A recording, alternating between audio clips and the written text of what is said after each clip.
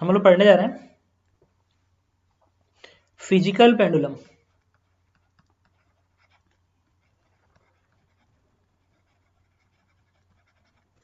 अच्छा, एक चीज ध्यान रखना, इसमें भी रोटेशन की कुछ चीजें यूज होंगी, बहुत ज्यादा नहीं, सिंपल चीजें यूज होंगी। इस तरीके से है।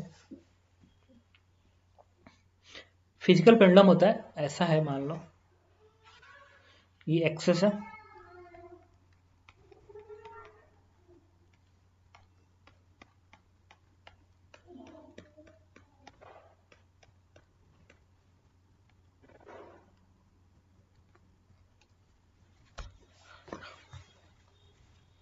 ठीक है। ये मेरा मोबाइल है ना, ये खुद ही एक फिजिकल पेंडुलम है। इसको मैंने यहाँ पे हिंज कर दिया, इसको साइड में किया, छोड़ दिया, तो ऐसे ऑसिलेट कर रहा है, फिजिकल पेंडुलम है। कोई भी ऑब्जेक्ट जिसको तुम हिंज कर दो और उसको ऐसे करके छोड़ दो और ऐसे घूमता रहे, दैट इज फिजिकल पेंडुलम। किसी भी ऑब्जेक्ट को कहीं पे एक्सिस बना दो, उससे उसको लगा दो और उस ऑब्जेक्ट को हल्का सा घुमा के छोड़ दो, ऑसिलेशन शुरू हो जाएगा, तो उसको बोलेंगे फिजिकल पेंडुलम। ठीक है, तो ये एक ऑब्जेक्ट है। अब मैंने क्या किया, इसका सेंटर ऑफ मास जो होगा ना, इसके एग्जैक्टली नीचे होगा, यहाँ पे होगा सेंटर ऑफ मास। अब तुमने इसी ऑब्जेक्ट को थीटा एंगल देके छोड़ दिया, तो ऐसे ऑसिलेट कर रहा है। तो किसी टाइम पे मान लो ये थीटा एंगल पे है, सपोज करो किसी टाइम पे ये थीटा एंगल पे, तो centre of mass theta angle पे होगा, और ऑब्जेक्ट अब कुछ इस तरीके से हो जाएगा, ऐसा हो जाएगा। यही ऑब्जेक्ट है। अब हाथ से बना रहा हूं तो सेम नहीं बना, जैसे यही है ऐसे ऑसिलेट कर रहा है, तो किसी टाइम पे मान लो ये वर्टिकल से थीटा एंगल पे है, तो सेंटर ऑफ मास यहाँ पे है, तो एम जी नीचे को काम करेगा, तो एम जी नीचे को काम करेगा।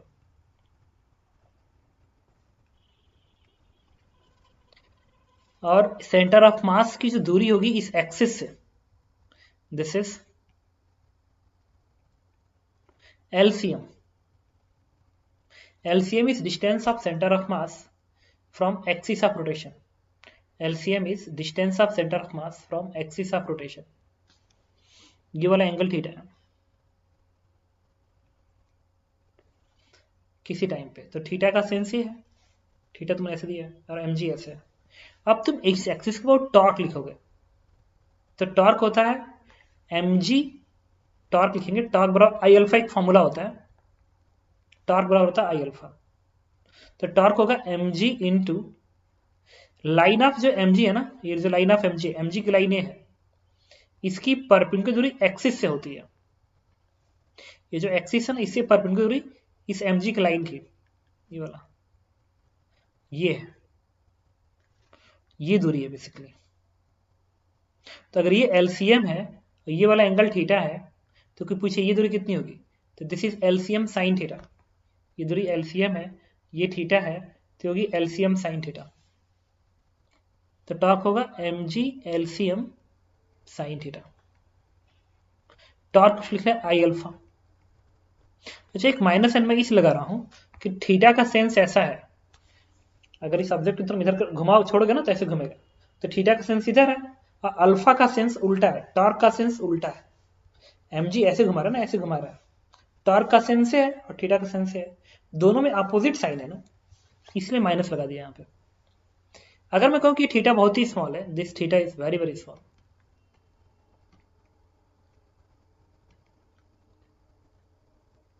वेरी वेरी स्मॉल, तो तुम साइन थीटा क्या लिख सकते हो, थीटा लिख सकते हो।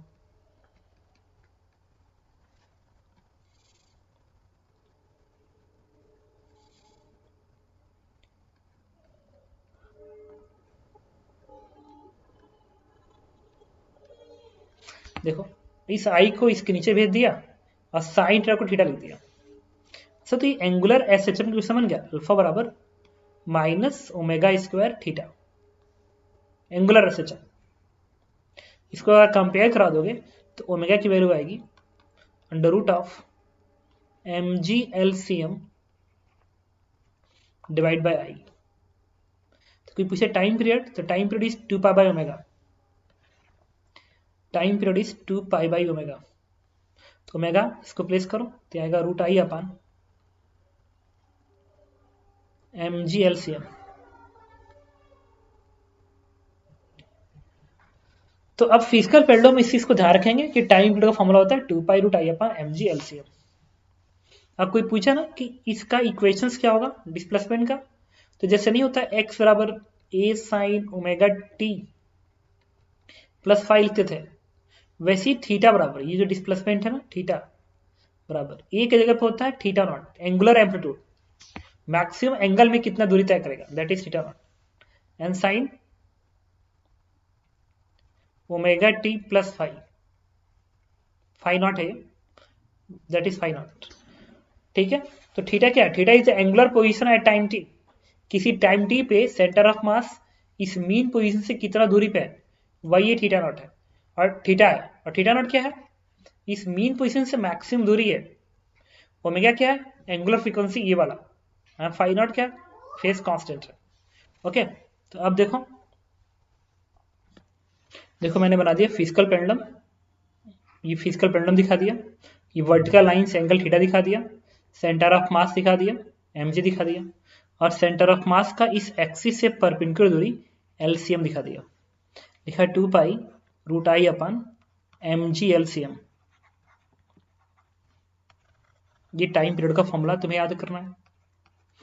एंगुलर फ्रीक्वेंसी 2π/ω के बराबर होता है, तुम्हें इसे याद रखना है। तीसरा, ये जो थीटा आता है एंगुलर डिस्प्लेसमेंट वो गवर्न करता है theta naught sine omega T plus phi not govern करता है। यही ना, अगर इस पेंडुलम को तुम यहां से हटा के यहां पे छोड़ते तो अगर t बराबर 0 यहां होता है एक्सट्रीम से, तो जो sign omega T plus phi naught है ना इसलिए भी क्या लिखते हैं कॉस ओमेगा टी, और अगर इस एक्सट्रीम पे होता नेगेटिव वाले तो माइनस कॉस ओमेगा टी। यही जब मीन से शुरू होता है पॉजिटिव में तो ए साइन ओमेगा टी, इधर से तो माइनस ए साइन ओमेगा टी, मतलब ये और ये सेम होता, बस फर्क क्या होता यही चेंज हो जाता। फाइव नॉट जैसे तुम उधर निकाल देते वैसे यहाँ भी निकाल सकते हो। इतनी चीजें तुम्हें ध्यान रखना है। सर एक चीज पूछनी है, इसमें कोई पूछे एंगुलर वेलोसिटी, अच्छा एंगुलर वेलोसिटी को इसमें ओम से रिप्रेजेंट करते हैं, ओम से, ओमेगा से नहीं, ओमेगा T2π/ω है ना टाइम पीरियड। रुको,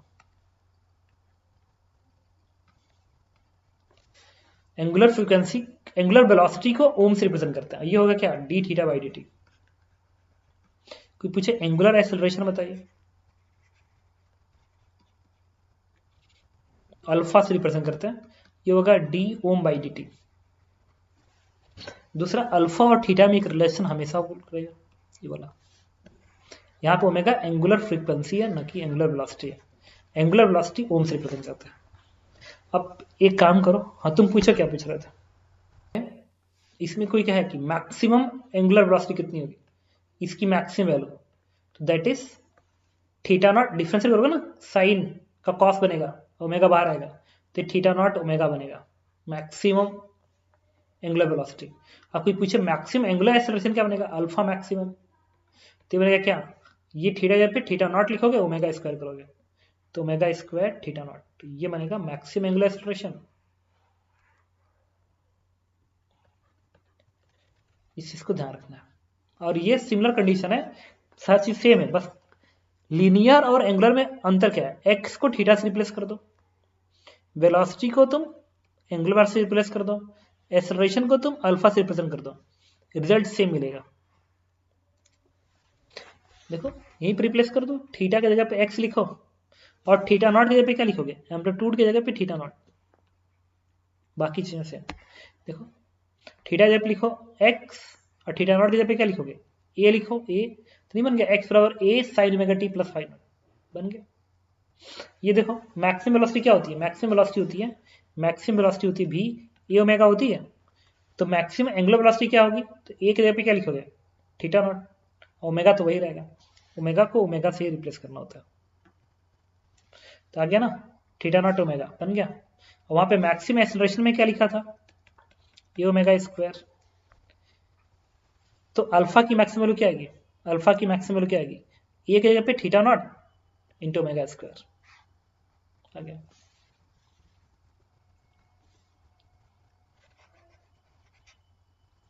ठीक है, ओके, अब हम लोग बात करने जा रहे हैं अच्छा एलसीएम क्या है? LCM is perpendicular distance of centre of mass from axis of rotation. LCM is perpendicular distance of center of mass from axis of rotation. I is moment of inertia with respect to this axis. Theta is angular position of center of mass at time t. Theta naught is angular amplitude of center of mass. चलो अब हम लोग बात कर रहे हैं ना minimum time period of physical pendulum. इस फिजिकल पेंडुलम का मिनिमम टाइम पीरियड. तो इसके लिए क्या किया, एकदम उसी पेज पे चलते हैं, कोई बात नहीं, बाकी को इरेज करता हूं. देखो ये जो आई है ना मोमेंट ऑफ इनर्शिया जो है इस एक्सिस के अबाउट है. तो कैसे निकालेंगे? सेंटर ऑफ मास के अबाउट पता होगा ICM plus parallel axis theorem लगाएंगे. अगर इस एक्सिस के अबाउट पता है मोमेंट ऑफ इनर्शिया और इसके अबाउट निकालना है तो क्या लिखोगे? ICM plus M D square mass into 20 की दूरी का स्क्वायर. तो आई की जगह पे क्या लिखोगे? आई की जगह पे आईसीएम प्लस मास इंटू 20 की दूरी, सेंटर ऑफ मास और एक्सिस की दूरी क्या है? एलसीएम है, लिखोगे एलसीएम का स्क्वायर. आई बराबर ICM plus M D square. अब इस आई को उठा के यहां प्लेस कर दो तो टाइम पीरियड आएगा 2 pi ICM plus m LCM square divide by m ji LCM. ठीक है. अब मैंने क्या किया, देखो ये जो एलसीएम है ना, एलसीएम इसकी वैल्यू चेंज करोगे ना तो टी चेंज होगा. मतलब सेंटर ऑफ मास और एक्सिस की 20 की दूरी चेंज करोगे ना तो टी चेंज होगा. तो अगर मैं तुमसे ये कहूं कि ग्राफ ड्रॉ करता हूं टाइम पीरियड वर्सेस एलसीएम का, तो अगर एलसीएम 0 ले लो मतलब सेंटर ऑफ मास को एक्सिस पे ही रख दो, तो इस एक्सिस को इसी सेंटर ऑफ मास पे कर दो तो एलसीएम क्या आएगा? 0. अगर इसके जगह पे 0 कर दोगे, 0 करोगे, 0 करोगे तो ऊपर की वैल्यू 0 हो गई और ये आईसीएम है. तो आईसीएम को अगर 0 से डिवाइड करोगे तो इन्फिनिटी आ जाएगा ना. इन्फिनिटी 0 से डिवाइड करेंगे तो वैल्यू बहुत बड़ी हो जाती है, ये इन्फिनिटी आएगी. इस इन्फिनिटी का अंडर रूट भी इन्फिनिटी होगा, मतलब टाइम पीरियड इन्फानाइट हो जाएगा. तो time period is infinite LCM 0 पे. और जब इस एलसीएम की वैल्यू बहुत ज्यादा कर दोगे, बहुत ज्यादा कर दोगे एलसीएम की वैल्यू, तो ऊपर में इन्फिनिटी का स्क्वायर है और नीचे इन्फिनिटी है, तो ऊपर बहुत बड़ी इन्फिनिटी बन गई ना, तभी भी वैल्यू इन्फिनिटी आ जाएगी. मतलब अगर एलसीएम बढ़ाओगे तभी भी टाइम पीरियड इन्फानाइट आएगा और कम करोगे तभी भी आएगा. तो जब ग्राफ बनाओगे ना तो ग्राफ कुछ ऐसा बनता है, इस तरीके से बनता है. मतलब मैं थोड़ा सा गलत ग्राफ बना दिया, ये ऐसा बनता है इस तरीके से. इसका मतलब जो टाइम पीरियड है वो सबसे कम कहां पे है? कोई ना कोई वैल्यू होगी जहां पे कम होगी. यहां पे टाइम पीरियड सबसे कम आएगा. अब मुझे इस वैल्यू को निकालना है कि ये वैल्यू कितनी है, इसका कोऑर्डिनेट कितना है. मतलब इसका कोऑर्डिनेट का मतलब क्या है कि एक्सिस और इसकी 20 की दूरी कितनी है.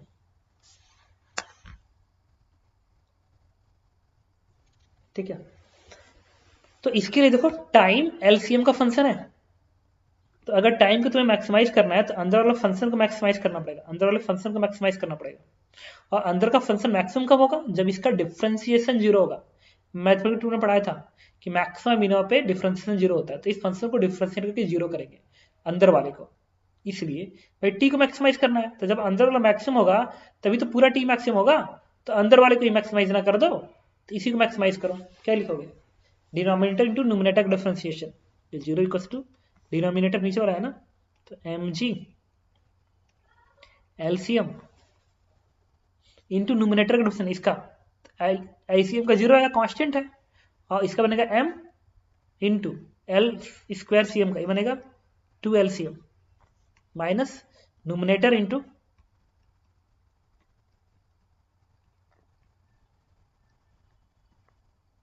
डिनोमिनेटर का डिफरेंस नीचे वाले का, एलसीएम रिस्पेक्ट में 1 आएगा ना और mg मल्टीप्लाई हो जाएगा और डिवाइड बाई डिनोमिनेटर का स्क्वायर कर लेंगे. तो जब ये इधर जाएगा तो 0 बनेगा. अब बच गया ये वैल्यू, यहां से देखो mg से mg कैंसिल आउट हो जाएगा बिकॉज ऑफ इधर 0 है. अब इसको सिंप्लीफाई करता है,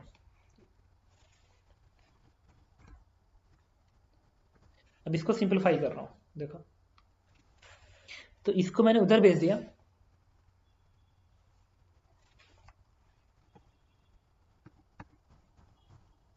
इसको कट कर दिया, ठीक है, और ये एलसीएम का स्क्वायर बनेगा, तो इसको इधर भेज दिया तो बनेगा क्या, 2 एलसीएम का स्क्वायर, और एम का टर्म बचा रहेगा अभी यहाँ पे,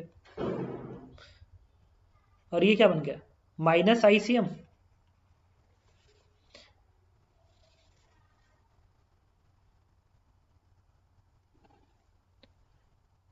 नहीं इसको ना, इसको इधर ही रहने दो, इसको मैंने इधर भेज दिया, तो ये बनेगा आईसीएम प्लस एम एलसीएम का स्क्वायर, ठीक है।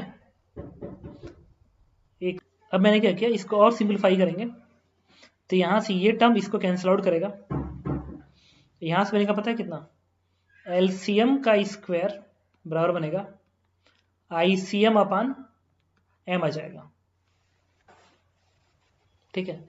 अच्छा आईसीएम क्या है, सेंटर ऑफ मास के about moment of inertia, ICM है सेंटर ऑफ मास के अबाउट मोमेंट ऑफ इनर्शिया। अच्छा अगर एक वर्ड यूज करूं, रेडियस ऑफ गायरेशन, एक वर्ड होता है रेडियस ऑफ गायरेशन, के से रिप्रेजेंट करते हैं, तो अगर मैं कहूं कि सेंटर ऑफ मास के अबाउट रेडियस ऑफ गायरेशन के है, तो जो आईसीएम होगा ना, आईसीएम ये बनेगा एम के स्क्वायर, एम के स्क्वायर। अगर के सेंटर ऑफ मास के अबाउट रेडियस ऑफ गायरेशन है, तो मोमेंट ऑफ इनर्शिया एम के स्क्वायर होता है, तो ये आईसीएम एम के स्क्वायर होगा, बट के सेंटर ऑफ मास के अबाउट होना चाहिए, तो इसको उठा के मैंने यहां प्लेस कर दिया आईसीएम की जगह पे, तो बन गया एम के स्क्वायर अपान एम, तो एम से एम कट गया, इसको ना केसीएम लिख लो ताकि याद रहेगा सेंटर ऑफ मास के about,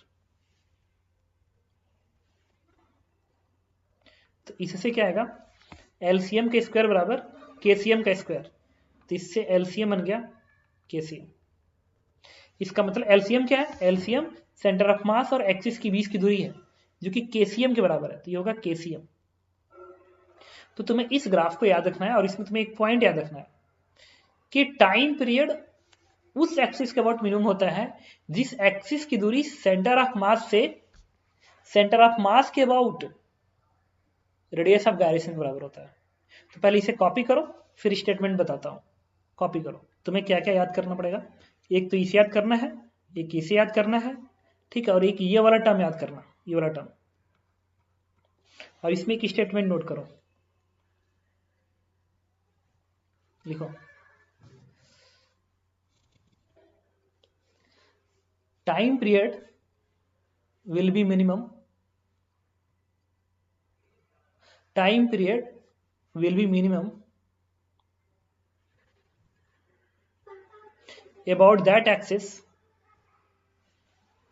whose distance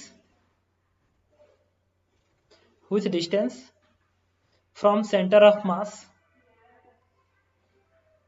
whose distance from center of mass is equal to radius of gyration about center of mass, radius of gyration about centre of मास, पूरा underline करना, whose distance, तो spelling बता दीजिए। Radius of gyration की spelling होती है GYRATION, gyration.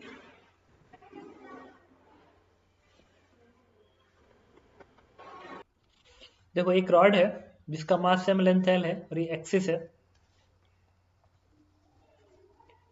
Question में क्या रहा है, पहला क्वेश्चन है फाइंड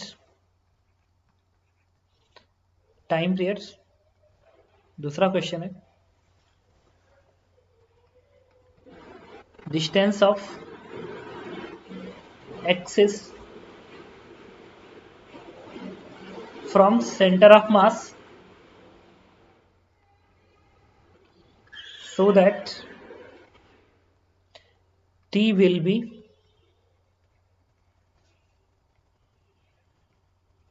minimum. Also calculate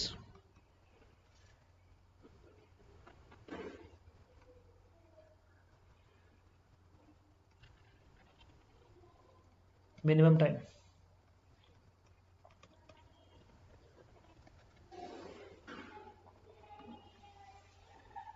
तो देखो टाइम पीरियड का फॉर्मूला क्या होता है,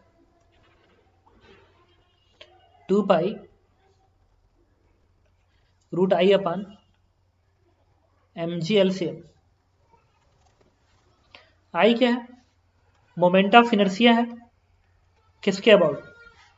इस एक्सिस के अबाउट। तो ये रॉड है ना, तो रॉड का इस एक्सिस के अबाउट होगा ml²/3। ये रॉड है, एंड के अबाउट होता है ml²/3। अगर तुम्हें याद होगा तो इसके अबाउट होता है ml²/3, इसके अबाउट होता है ml²/12। सेंटर ऑफ मास के अबाउट ml²/12, इसके अबाउट ml²/3। वैल्यू प्लेस करना होगा, तो मैंने आई की जगह पे प्लेस किया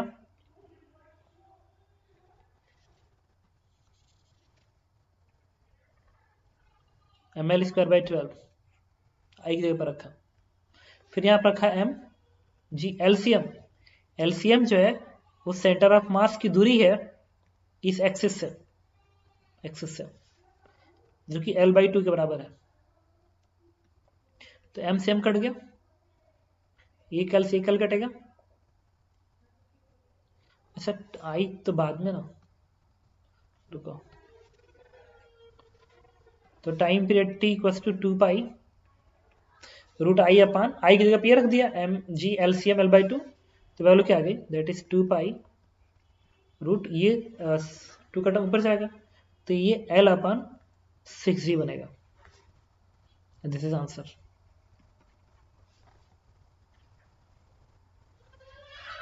सेकेंड,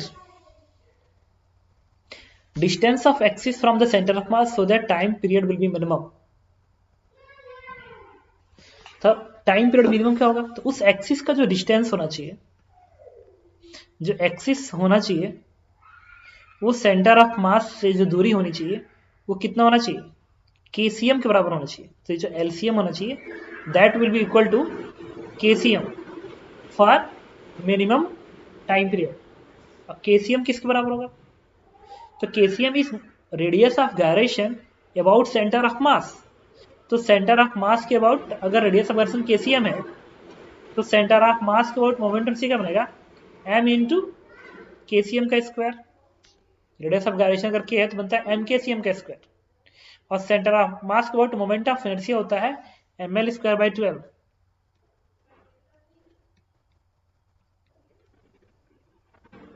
m से m कटेगा, KCM की वैल्यू क्या आ गई?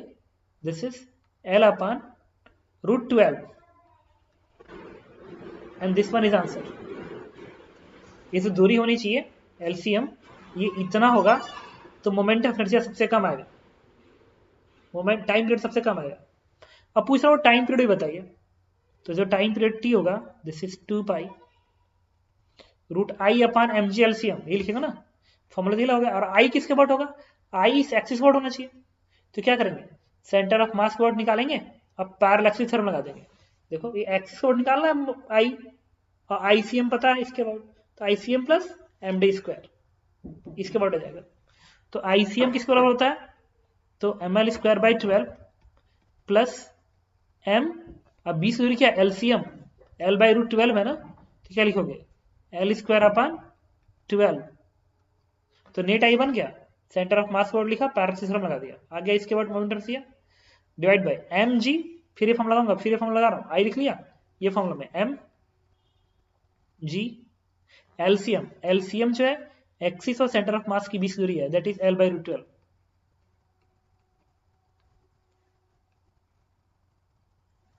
सॉल्व कर दो, तुम्हें आंसर मिल जाएगा।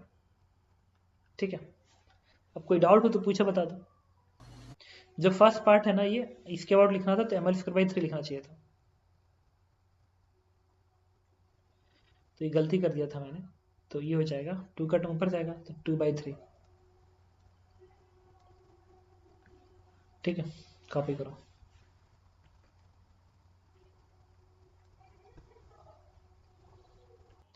अच्छा, डिनोमिनेटर में गलती ये हुई है कि mg LCM ये दूरी है ना, ये दूरी किसके बराबर है? L/√12 है ना, ये ना। हेलो, एक डिस्क है, मास सेम, रेडियस r के बराबर है।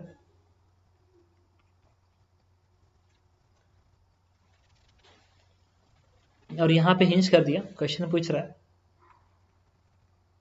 फाइंड टाइम पीरियड पहला क्वेश्चन। और सेकेंड क्वेश्चन जो मैंने पूछा था, distance from centre of mass of axis for time minimum.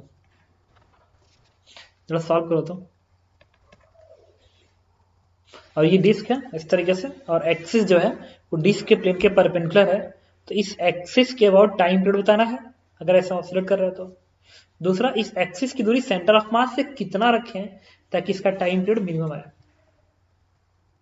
Solve करो। देखो यहां बताता हूं, ये जो टाइम पीरियड लिखोगे ना, आ 2 गया pi answer. Root I upon mg LCM लिखोगे। अब आई निकालना पड़ेगा, तो 2 पाई रूट आई की जगह पे इस एक्सिस के अबाउट मोमेंट ऑफ इनर्शिया, तो पहले सेंटर ऑफ मास के अबाउट फिर पैरेलल एक्सिस थ्योरम लगाएंगे। सेंटर ऑफ मास के अबाउट फिर पैरेलल एक्सिस थ्योरम, तो सेंटर ऑफ मास के अबाउट होता है mr square by 2 parallel axis theorem, तो ये बनेगा mr square by 2 plus parallel axis theorem में m इंटू इसकी एक्सिस की दूरी जो कि r के बराबर है, divide by M ji LCM. LCM जो होगा वो इसके सेंटर से इस एक्सिस की दूरी है, दैट इज आर। सिंप्लीफाई कर दो, बनेगा 2 pi root 3 R upon 2g। Answer. Second question है कि एक्सिस की डिस्टेंस क्या होना चाहिए सेंटर ऑफ मास से ताकि टाइम पीरियड मिनिमम आए। तो क्या करेंगे, आईसीएम बराबर क्या होता है, एम इंटू केसीएम का स्क्वायर। आईसीएम चाहिए M R square by 2, centre of mass को मोमेंट ऑफ इनर्शिया होती है एम आर स्क्वायर बाई 2 बराबर एम इंटू केसीएम का स्क्वायर।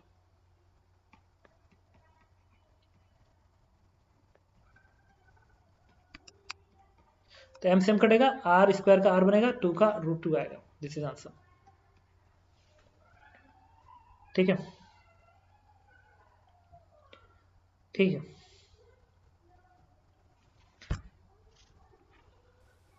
कोई डाउट हो तो बताओ, किसी को कोई सर डाउट। एक चीज मैं पूछना था, जो पिछले क्वेश्चन में आप एक नया हेडिंग लिखते हैं, सिंपल पेंडुलम।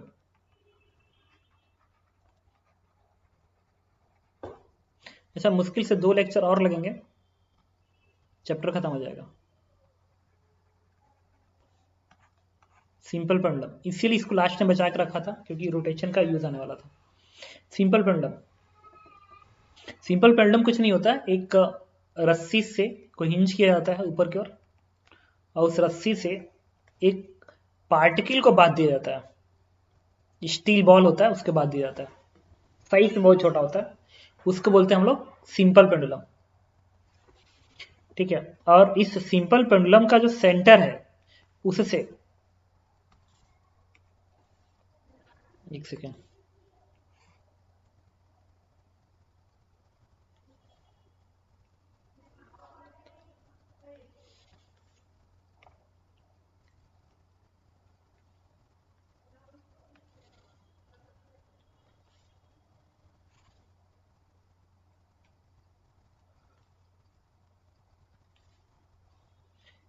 ये दूरी एल के बराबर है, मतलब सिंपल पेंडुलम का जो सेंटर है उससे इस एक्सिस की बीच की दूरी एल के बराबर है।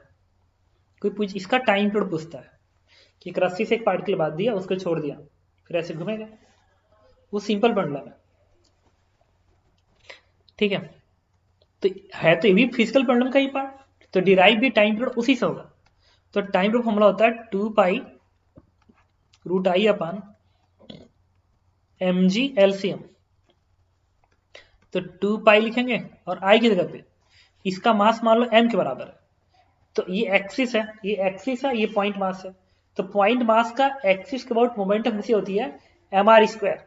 पॉइंट मास का मोमेंट ऑफ इनर्शिया होती है एम आर स्क्वायर, एम और आर क्या है, इस पॉइंट मास की दूरी है एक्सिस से, एम इंटू आर का स्क्वायर, और आर है एल के बराबर अपान एम जी एलसीएम। एलसीएम है इसके सेंटर से एक्सिस की बीच की दूरी, दैट इज एल। तो एम से एम कटेगा, एल से एल कटेगा, 2 pi root L upon G the time period है। तो सिंपल पेंडुलम का टाइम पीरियड तुम ध्यान रखोगे। मैं इसको इरेज करता हूं, इस फॉर्मूले को मैं यहां लिखता हूं।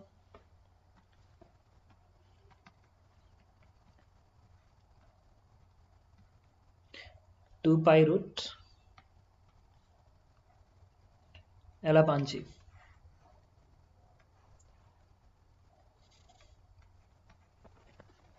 Two pi root L upon g, ठीक है।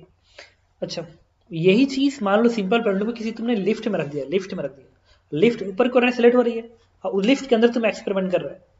तो ये जो लिफ्ट के अंदर क्या करते हैं, लिफ्ट के अंदर क्या करते हैं, इनसाइड लिफ्ट, टाइम पीरियड का फॉर्मूला होता है two pi root L upon G factor, ये होता है two pi root L upon G factor.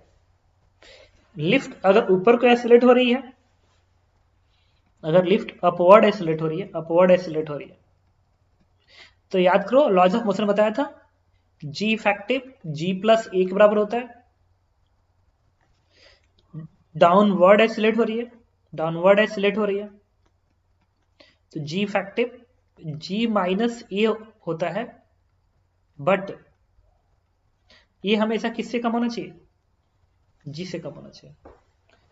इतना हम ध्यान रखेंगे। और फिजिकल पेंडुलम में भी ना जो तुम लिखे थे time period two pi root I upon M ji LCM, ये भी अगर लिफ्ट में जाता ना, लिफ्ट में, तो जी को रिप्लेस करते जी इफेक्टिव से, फिर जी इफेक्टिव यही लगा देते। तो लिफ्ट में कोई भी चीज जाती है ना, तो g is replace by g effective, इस चीज को तुम्हें ध्यान रखना होगा। तो अभी मैंने तुम्हें बताया कि सिंपल पेंडुलम का जो टाइम पीरियड होता है वो two pi root L upon g को गवर्न करता है। अभी टर्म्स इसमें और लिख देते हैं। सेकेंड पेंडुलम, सेकेंड पेंडुलम जो होता है एक ऐसा पेंडुलम है जिसका टाइम पीरियड 2 सेकंड होता है। ये अलग से भी ध्यान रखोगे, ये नाम है second pendulum, time period 2 second. मतलब अगर एक सेकेंड पेंडुलम है उसको ऐसे यहां पर रख के छोड़ दिए, तो फिर यहां, फिर वापिस यहां पे आने में 2 सेकंड लगेगा। तो time period of second pendulum is 2 second.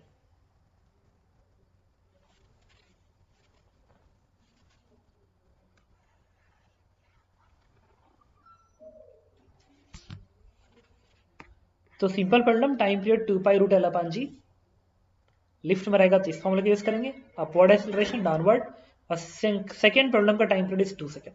इसे ध्यान रखना। इसे कुछ सिंपल क्वेश्चन कर लेते हैं। ऐसे पूछता है, find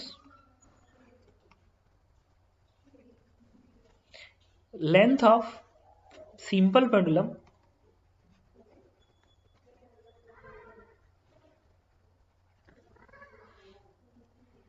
for second pendulum. Second लिखा हूं,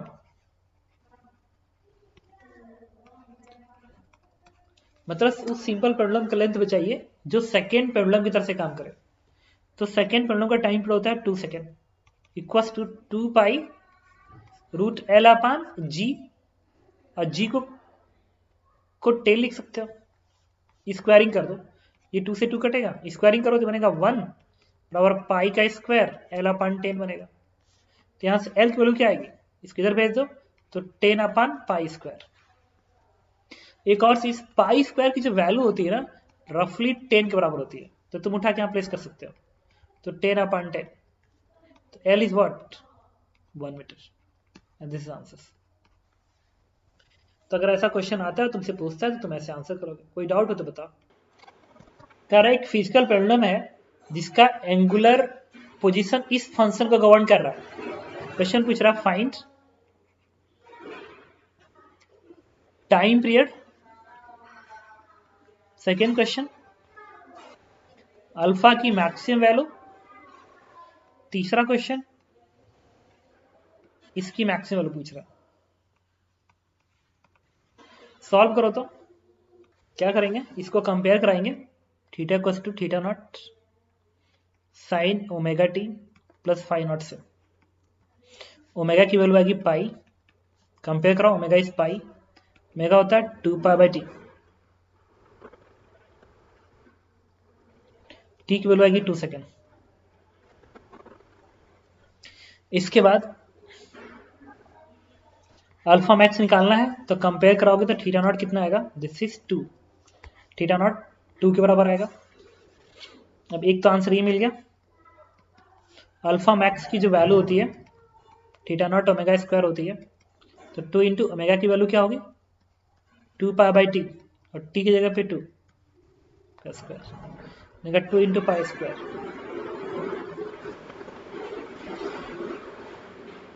ये होता है थीटा नॉट ओमेगा।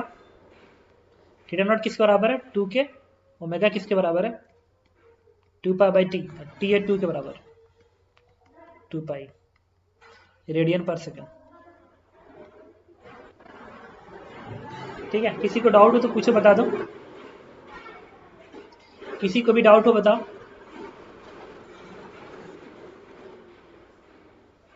एक क्वेश्चन और करते हैं, HC वर्मा क्वेश्चन है, इस तरीके से सर्कुलर मोशन पे बेस्ड है। ये पार्टिकल, इसका मास m है, स्ट्रिंग का लेंथ l है, एंगुलर एम्पलीट्यूड थीटा नॉट है, कह रहा है कि ऑसिलेट कर रहा है।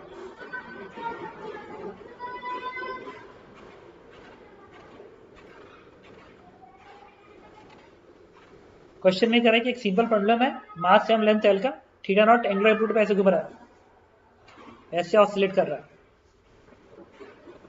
पूछ रहा है फाइंड मैक्सिमम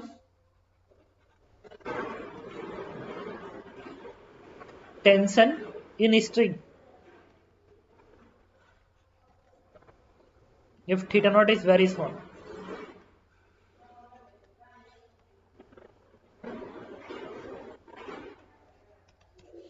तो जानते हैं सर्कुलर मोशन में कि सबसे ज्यादा टेंशन कहां आता है, बॉटम पे आता है, maximum tension is at bottom, तो हम बॉटम पे यहां पाएगा मैक्सिमम टेंशन। तो यहां पे जब इसकी एबीडी बनाओगे ना, तो टेंशन टी ऊपर दिखाओगे, mg नीचे दिखाओगे, वेलोसिटी मान लो v के बराबर है, या एंगुलर वेलोसिटी मान लो ओम है, एंगुलर वेलोसिटी को ओम से रिप्रेजेंट कर दिया, तो टुवर्ड द सेंटर फोर्स क्या लिखोगे, t माइनस mg बराबर mr omega square, mr omega square, omega की बार ओम का रोल प्ले करेगा एंगुलर वेलोसिटी, तो मैं लिखा t माइनस mg बराबर m, और r किसके बराबर है, ये लेंथ है ना, सर्कुलर मोशन का रेडियस क्या है, l है, तो m l इंटू ओम का स्क्वायर। ओम क्या है, यहां की एंगुलर वेलोसिटी है, मीन पोजीशन की एंगुलर वेलोसिटी है। तो मैं बता चुका हूं कि मीन पोजीशन पे वेलोसिटी सबसे ज्यादा होती है, तो ओम सबसे ज्यादा आएगा, तो this is what, it is theta naught into omega, ये इसके बराबर आ जाएगा। Theta naught is ohm is theta naught into omega, जो कि यहां पे आएगा, थीटा नॉट में एंगुलर फ्रीक्वेंसी मल्टीप्लाई करोगे, और एंगुलर फ्रीक्वेंसी मैंने बताया था टाइम पीरियड किसका होता है, 2 pi root L upon g होता है, this is 2 pi by omega, g upon L, उठा के यहां प्लेस कर दो, test theta naught into root g upon L, उठा के यहां प्लेस कर दो, तो टाइम पीरियड क्या आएगा, m g plus m into l, omega का स्क्वायर करो, तो थीटा नॉट का स्क्वायर जी अपॉन एल, इसको आगे बढ़ा दो, तो टी की वैल्यू आएगी एम जी ब्रैकेट में 1 प्लस जी इंटू, जी नहीं रहेगा, एम जी प्लस, ये एल कट गया था ना, थीटा नॉट का square, and this is answer. कोई डाउट हो तो पूछो, बता दो, कोई भी डाउट हो सर बोलो। सर इसमें theta naught very small mention किया हुआ है, तो सर मैं एक बात बताने की कोशिश कर रहा हूं अलग से, कि अगर मान लो एक सिंपल प्रॉब्लम ऑसिलेट कर रहा है और ये थीटा नॉट बड़ा है, तो टाइम रो फॉर्मूला में 2 पाई रूट एल अपॉन जी के साथ साथ 1 प्लस और भी टर्म्स आते हैं अलग से, वो थीटा नॉट का स्क्वायर होता है, ये थीटा नॉट का पावर 4, ये जो टर्म्स होते हैं ना, इसको नेग्लेक्ट किया जाता है, और थीटा नॉट बहुत ही स्मॉल हो तो भी नेगलेक्ट होगा, तब वो 2 पाई रूट एल अपॉन जी में आता है। यहाँ पे क्या गड़बड़ है कि अगर ये थीटा नॉट स्मॉल नहीं हुआ तो तुम ये लिख ही नहीं सकते हो, इसके साथ जो थीटा के टर्म ऐड होते हैं वो आ जाता है। तो एक चीज तुम अलग से मेंशन कर लोगे कि अगर एंगुलर एम्पलीट्यूड ज्यादा हो गया सिंपल पेंडुलम का तो time period 2 pi root L upon g से ज्यादा आता है, और अगर ये थीटा नॉट बहुत स्मॉल है तो time period 2 pi root L upon g आता है। तो अलग से ध्यान रखिए लेना, लिख लो, if angular amplitude is very small then time period is 2 pi root L upon G. Otherwise, if angular amplitude is very small, then time period is 2 pi root L upon G. Otherwise, it will be more than this. ये इससे ज्यादा आएगा।